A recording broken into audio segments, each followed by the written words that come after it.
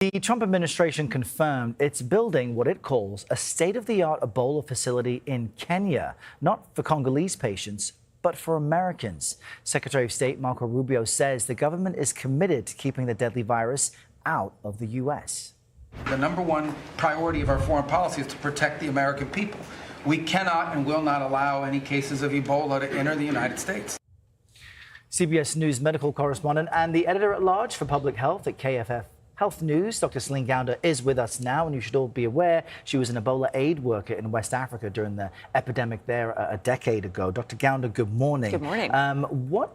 We heard what the Secretary of State said there. They won't allow it in the U.S. So what exactly is this facility they've put together in Kenya? Well, we have lots of questions about this. What we know so far is that this is an isolation and treatment facility, likely, according to Reuters reporting, at a Kenya Air Force base. But we don't have a lot of specifics here. We don't know number of beds. We don't know, will there be ventilators, for example, if you need help breathing. We don't know if there's going to be dialysis. We don't know anything about isolation engineering or waste management. So, you want to be handling waste from the patients safely so you're not contaminating other people with Ebola. And as of right now, Kenya has only a single Ebola isolation room. These kinds of facilities take months to years to set up. And it's really interesting also.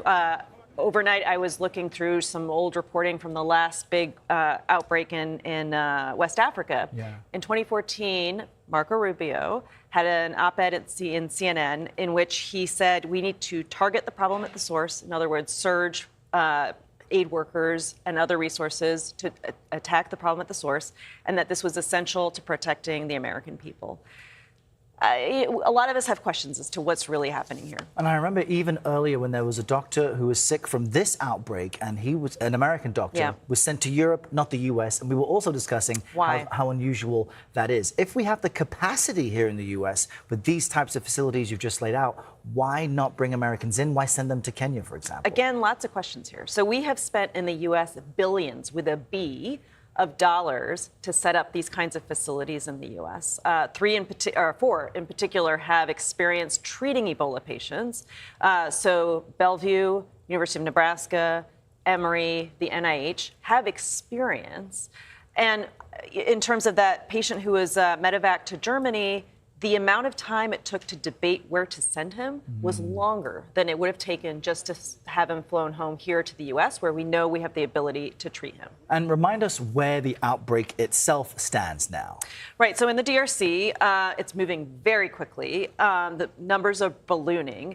There are now over 1,000 suspected cases, more than 200 deaths, and more than 100 confirmed cases, which means that they actually have the testing available to confirm them.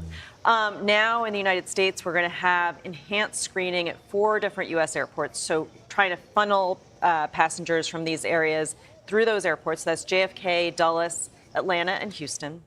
But we've also seen the implementation of various kinds of travel restrictions, border closures, which is making it increasingly difficult to get people and supplies in to respond. Well, this is still a major issue and a problem. We appreciate you giving us a bit of an update on what we do know and the questions we still have. A lot of questions. Dr. Gounder, thank you.